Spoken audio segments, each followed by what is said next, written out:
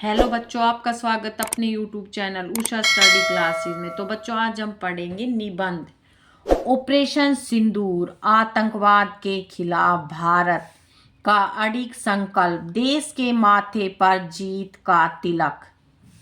22 अप्रैल 2025 का दिन, पहलगाम की शान वादियां चीख उठी। यह वो दिन था जब मानवता का खून बहाया गया, धर्म पूछकर कपड़े उतरवाए गए और कलमा पढ़ने के लिए मजबूर किया गया। ये तारीख कोई भी भारतवासी कभी नहीं भूलेगा, जब इन आतंकवादियों ने निर्दोष पर्यटकों को निशाना बनाया गया, जिनमें कई नए विवाहित जोड़े भी शामिल थे। 26 बेगुनाह लोगों की मौत ने पूरे देश को झकझोर कर रख दिया। यह 2008 के मुंबई हमलों के बाद हमारे नागरिकों पर सबसे घातक आतंकी हमलों में से एक था। आतंकवादियों ने इस बर्बरता को अंजाम देकर यह संदेश देने की कोशिश की थी कि वे भारत में अराजकता फैला सकते हैं, कि वे हमारे शांत पर्यटन स्थलों को भी रक्तपात से रंग सकते हैं। लेकिन उन्हें शायद यह नहीं पता था कि यह नया भारत है जो अपने घावों को भरने के साथ साथ बदला लेने की क्षमता भी रखता है और अपने दुश्मनों को उनकी ही भाषा में जवाब देता है। इस हमले ने पूरे देश को झकझोर दिया, लेकिन इसी हमले के दर्द को हिम्मत में बदल दिया। भारत ने जिन माता और बहनों के सिंदूर को उजाड़ने की दुश्मन ने साजिश की, उसी सिंदूर की सौगंध लेकर उसी सिंदूर के लाल रंग को अपना साहस बनाया और जैसे रणचंडी दुष्टों के रक्त से अत्याचार को खत्म करती है, उसी तरह सिंदूर का बदला दुश्मन की जमीन पर उन्हीं के खून से लिया। आतंकवाद के खिलाफ एकजुट होकर खड़े होने की इसी ऊर्जा का परिणाम था ऑपरेशन सिंदूर, जिसने दुश्मन की करतूतों का मुंह तोड़ जवाब दिया और आतंकवाद को भारत का सीधा संदेश दिया कि वह अब और बर्दाश्त नहीं करेगा। पहलगाम हमला, मानवता पर कायराना वार। पहलगाम हमला सिर्फ एक आतंकवादी घटना नहीं थी, यह मानवीय सिद्धांतों का खुला उल्लंघन था। आतंकियों ने अपनी बर्बरता की सभी हदें पार कर दी। उन्होंने न केवल निर्दोष लोगों की जान ली, बल्कि उन्हें धार्मिक आधार पर निशाना बनाया। धर्म पूछकर निर्दोष पर्यटकों के कपड़े उतरवाना और कलमा पढ़ने के लिए मजबूर करना, यह दर्शाता है कि यह हमला सिर्फ आतंक फैलाने के लिए नहीं था, बल्कि भारत की धर्मनिरपेक्षता और एकता को तोड़ने का एक सुनियोजित प्रयास था। हमले में 26 मासूम और निर्दोष लोग मारे गए। इस हमले ने देश के हर नागरिक के दिल में एक गहरा घाव छोड़ दिया। ऑपरेशन सिंदूर, संकल्प का सिंदूर। पहलगाम हमले के बाद देश में आक्रोश और दुख की लहर दौड़ गई। प्रधानमंत्री ने एक उच्च स्तरीय बैठक बुलाई, जिसमें तीनों सेनाओं के प्रमुखों और राष्ट्रीय सुरक्षा सलाहकारों ने भाग लिया। इस बैठक में ही ऑपरेशन सिंदूर की नींव रखी गई। इस ऑपरेशन का नाम सिंदूर इसलिए रखा गया क्योंकि यह सिर्फ एक सैन्य अभियान नहीं था, बल्कि यह भारत की उन बेटियों के सिंदूर का प्रतीक था जिनके सुहाग उस दिन आतंकवादियों ने छीन लिए। यह संकल्प का सिंदूर था कि अब आतंकवाद की हर साजिश का अंत किया जाएगा। पहलगाम हमले के बाद देश के प्रधानमंत्री नरेंद्र मोदी ने स्पष्ट निर्देश दिए कि इस हमले के दोषियों को बिना सजा के नहीं छोड़ा जाएगा।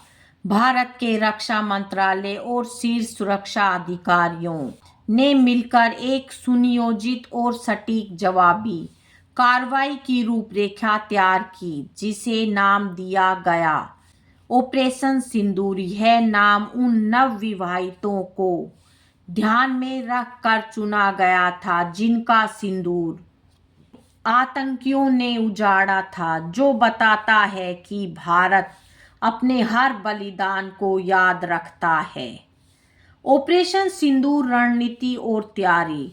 ऑपरेशन सिंदूर एक बहुत ही जटिल और बहुआयामी ऑपरेशन था। इसमें सिर्फ सैन्य कार्रवाई ही नहीं, बल्कि खुफिया जानकारी जुटाना, कूटनीतिक दबाव बनाना और मनोवैज्ञानिक युद्ध भी शामिल था। सबसे पहले भारतीय खुफिया एजेंसियों ने हमले में शामिल आतंकवादियों और उनके ठिकानों के बारे में सटीक जानकारी जुटाई। ड्रोन, सैटेलाइट इमेजरी और मानव खुफिया के माध्यम से आतंकियों के हर कदम पर नजर रखी गई।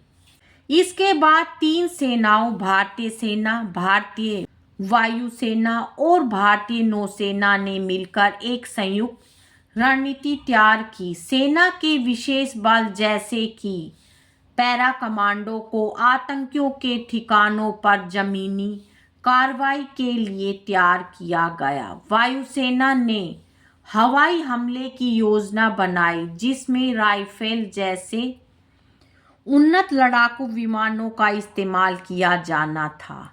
हथियारों और उपकरणों की तैयारी भी पूरी मुस्तैदी से की गई। आतंकियों के ठिकानों को तबाह करने के लिए लेजर गाइडेड बम, सटीक मार्क मिसाइलें और रॉकेट लॉन्चर तैयार किए गए। आधुनिक संचार प्रणालियों और निगरानी उपकरणों का भी बड़े पैमाने पर इस्तेमाल किया गया, ताकि ऑपरेशन के दौरान सटीक जानकारी और समन्वय सुनिश्चित किया जा सके।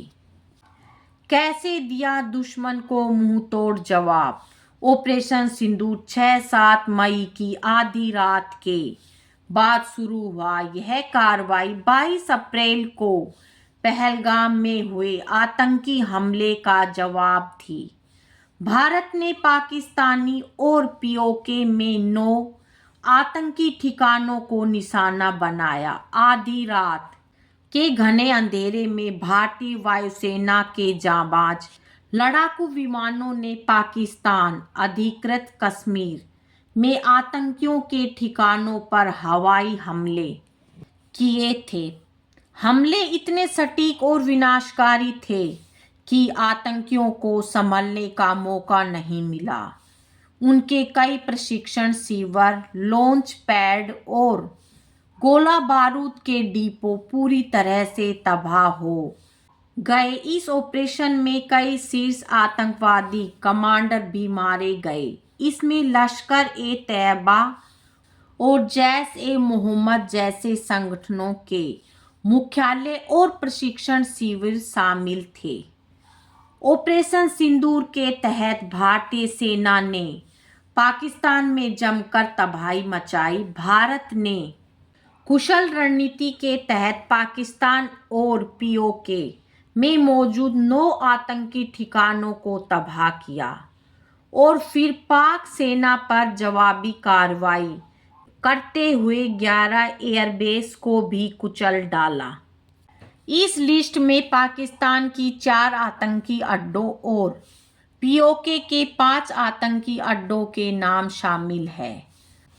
आतंकी नर्सरी कहे जाने वाले मुर्दी के पाकिस्तान का बड़ा कमर्शियल हब माना जाता है और यहीं लश्कर ए तैयबा का मुख्यालय भी मौजूद है। 200 एकड़ में फैले इस मुख्यालय में आतंकियों के ट्रेनिंग कैंप चलाए जाते हैं।